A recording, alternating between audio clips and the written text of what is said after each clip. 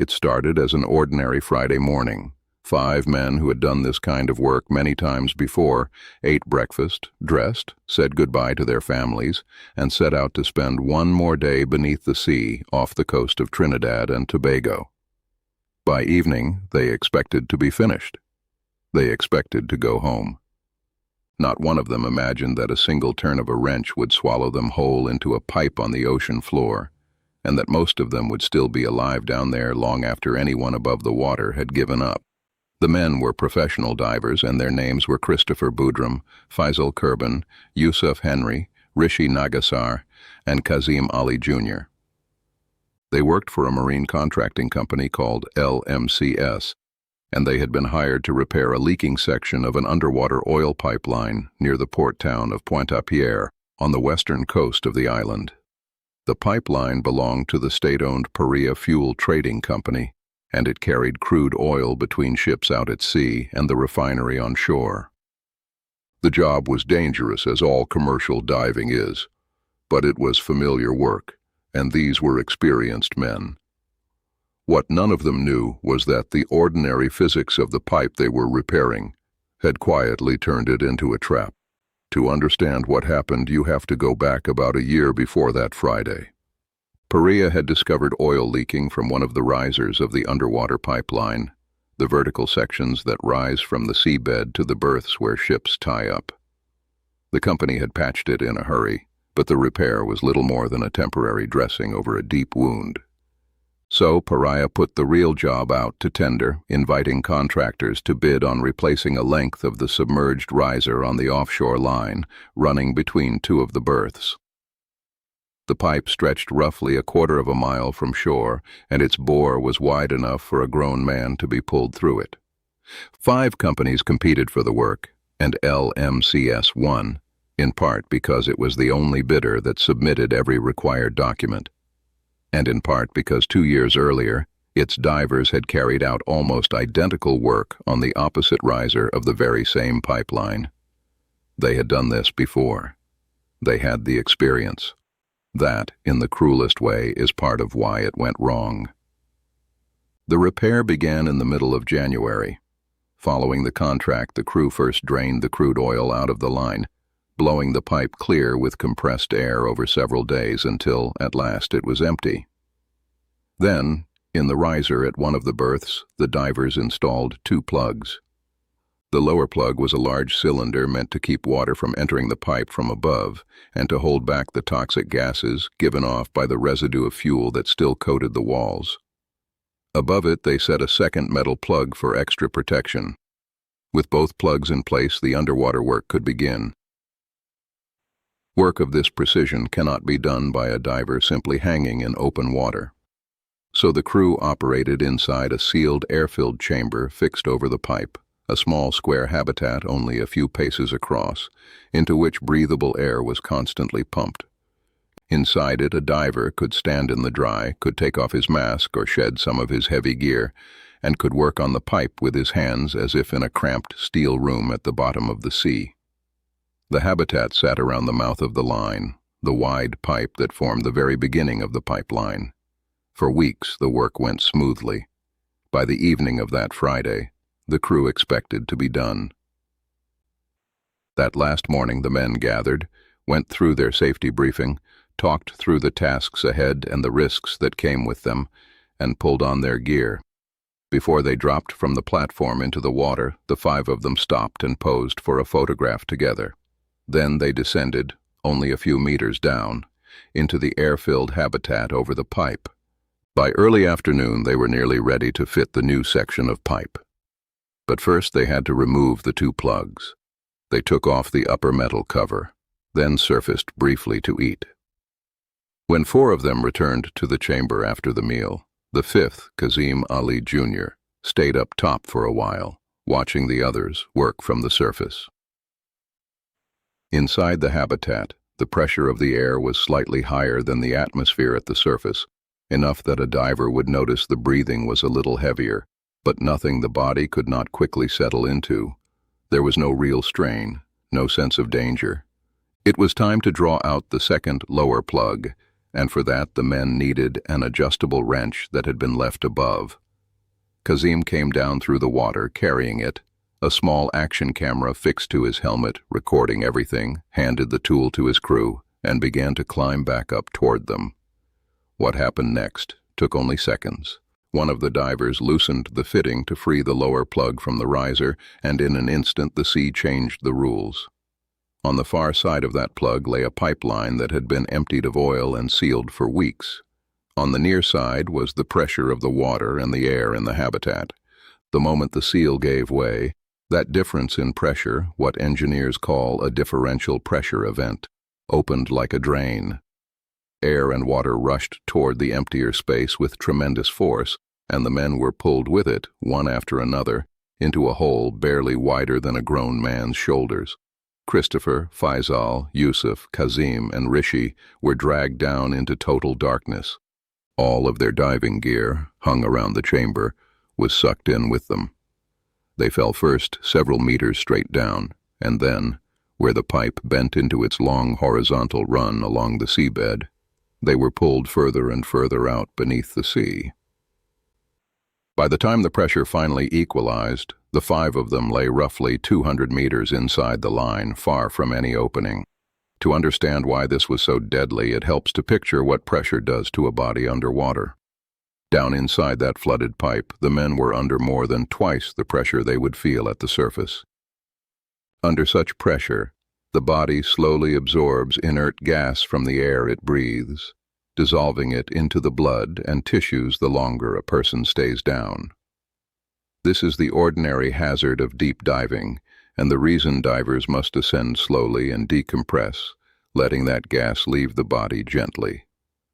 Rise too fast, and the dissolved gas comes out of solution as bubbles, with agonizing and often fatal results. So even in the best case, every hour these men spent in the pipe made any eventual rescue more complicated, because each of them would now need careful decompression just to be brought back up alive. Time was not merely running out. Time itself was turning against them.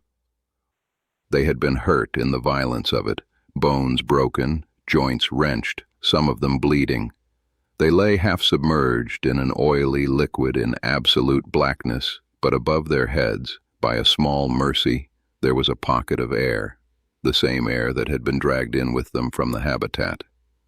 On their backs, injured, disoriented, coated in oil, they stretched their necks up out of the fluid to breathe. The pipe was far too narrow to turn around in. Nearest the opening at the berth lay Christopher Boudram. Behind him were Kazim, then Yusuf, then Faisal, and furthest of all, deepest into the pipe, was Rishi. Above the water, it was some minutes before anyone realized what had happened. When the surface crew grasped that something had gone terribly wrong, a rescue diver was sent down to check. He found the habitat empty. He dropped to the seabed and searched around the riser, and there was no sign of the 5 men anywhere. He surfaced and raised the alarm. From that moment, the trapped divers were in a race against a clock none of them could see. Inside the pipe, the air pocket was shrinking, and Christopher understood that if they simply stayed where they were, they would all die. But there was a terrible uncertainty. The men could not be sure which way led out. Crawl the wrong direction along that horizontal run, and they would only push themselves deeper toward a sealed dead end at the far side. It was the oldest and most experienced of them, Faisal Kurban, who worked out the right way to go, back toward the berth they had come from. That single judgment about which direction to crawl would decide who among them had any chance at all. Feeling his way through the dark toward the others, Faisal found one of the air cylinders that had been swept in with them, and from time to time he could breathe from it. The rest had nothing. Together, the 4 who could move began to drag themselves along the pipe toward the berth, Christopher in the lead, the men clawing at the steel walls with hands and feet, forcing themselves forward through the oily water. As they went, Christopher came upon a second cylinder. Now they could share, 2 men to a tank, holding on to one another and inching ahead, one pair breathing from one bottle and one from the other. When they reached the end of the breathable stretch of air, Christopher took a cylinder and slipped beneath the oily water to swim ahead and see how far it was to the next pocket of air. His heart tightened as he went, because the water kept rising in the pipe. He was under for around 4 minutes before the awful truth settled on him. The next breathable space was too far away. There were 4 of them, and only 2 cylinders. He turned back and swam to the others and told them the thing no one wanted to hear, that not all of them could keep going. Kazim and Yusuf begged him not to leave, but Fizal, the oldest, understood that Christopher was the least injured of them, and that he had to go alone, and go now, to bring back help, before the delay stretched so long that there would be no air left at all. Kazim Ali, one of Christopher's oldest friends, seized his leg in terror and pleaded with him to stay. Christopher knew there was no other choice. He pushed his friend's hand away, took a cylinder, and dove back into the water. Injured in an arm and a leg, he swam as hard as his body would let him, using one tank until it ran dry and then the next, until he surfaced gasping in another pocket of air and heard, somewhere far behind him, his friends still calling out. He reached the bend in the pipe at last, and stopped there to pray that his effort had not been wasted, that he had gone the right way, that the vertical pipe above him truly led out. Then he pulled himself up. He broke the surface of the water and, squinting through the stinging oil, saw light above him. But even then the nightmare was not over. The habitat where the men had worked stood empty. The water level in the pipe was too low for him to reach the edge and climb free, and there was no one up there to help him. Panic rose in him. Then he found a chain hanging in the water, and he grabbed hold of it and began to bang it and to shout, hoping anyone at all might hear. For around 20 minutes he clung there, calling for help, and by pure chance 2 rescue divers finally entered the habitat, and within a few minutes they hauled him out. Exhausted, he told them at once what was happening below. He had spent hours dragging himself through that pipe to save his own life, and the first thing he said, the moment he was free, was that his friends were still down there, and still alive. He begged Pariah to send help. But while the company's managers discussed their options, Christopher was loaded onto a waiting boat, carried back to shore, and rushed to the intensive care unit of a hospital. 1 rescue diver stayed behind in the habitat in case any of the trapped men came up. He struck the emergency signal against the pipe and listened. And from somewhere inside the line, someone knocked back. The men were alive, and they were waiting. The diver rushed to the surface to say so, and to say that help was needed now. On shore, the father of Kazim Ali Jr. was working on a rescue plan of his own. He was the owner of LMCS, the very company the divers worked for, and he turned to his people and told them plainly to take their gear, go down, find out what was happening, and help the men if they could, and if they could not, to come straight back so they could decide what to do next.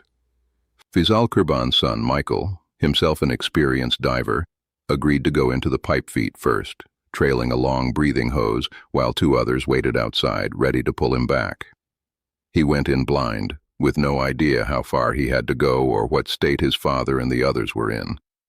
But when he reached the bend in the pipe, his air hose ran out. It simply was not long enough, and he had to withdraw. By now, word of the disaster had spread across the whole island.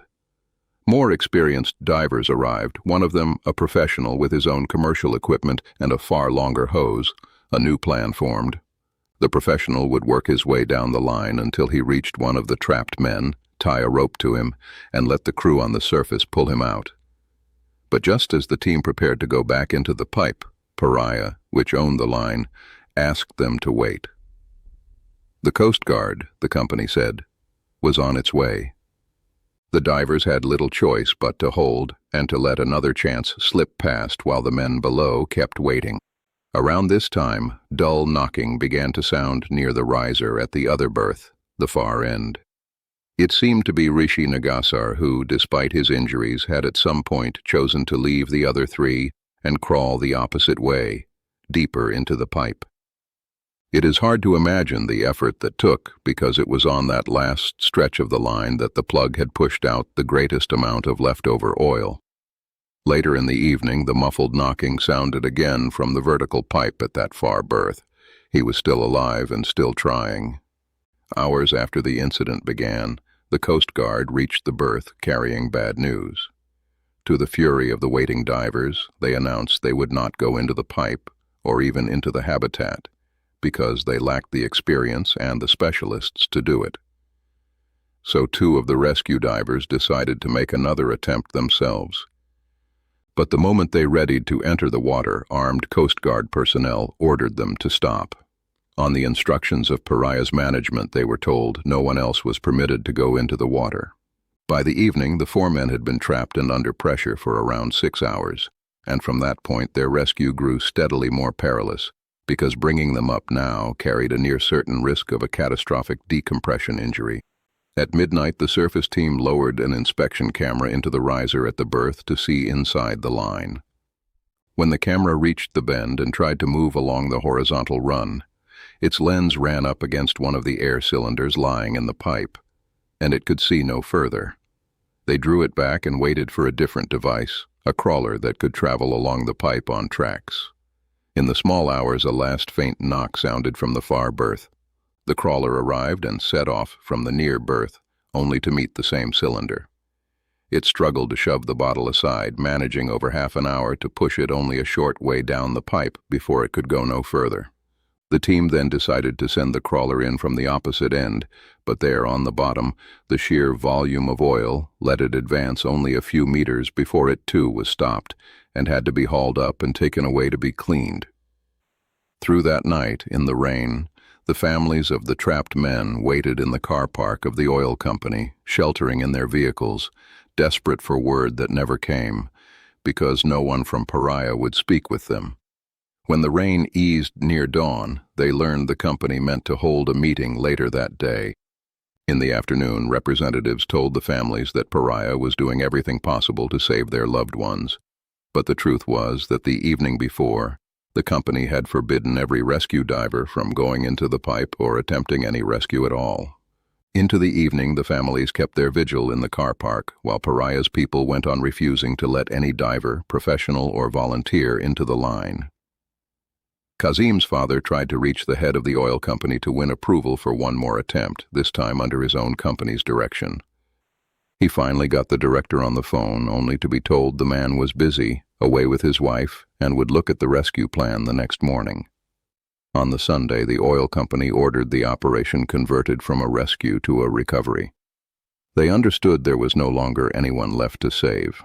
Fizal Kurban's son, Michael, sick with grief and rage, having spent 2 days between the company office and the berth trying to save his father, went to the car park and held his own alternative press conference, telling the waiting reporters and relatives that he and other divers had been suited up and ready to go into the pipe, only to be blocked at the berth by armed guards. Meanwhile, the company's management chose to flood the pipe entirely with seawater under pressure and briefly took away the mobile phones of everyone on site so no one could share what they had seen. By the Monday morning, the line was full of seawater and the bodies began to be pushed out under pressure. In the early evening, after all the technical delays, the men emerged one after another from the pipe, followed a little later by 3 of the oxygen cylinders. But of the 4 who had remained inside, only 3 came out at first. These 3 were taken to the forensic center to be examined and identified. The rescuers knew 2 of them were Fizal and Yusuf, but were unsure of the third, who could have been either Kazim Ali Jr. or Rishi Nagasar, both men of the same height and dressed in identical diving suits. Rishi's wife, Vanessa, was asked to say whether the man on the table was her husband, and she said it was not. So it was understood that Rishi was still inside the pipe, the 4th diver, who had lain furthest of all and had crawled off in the opposite direction. 3 days later, his body was drawn from the line at last.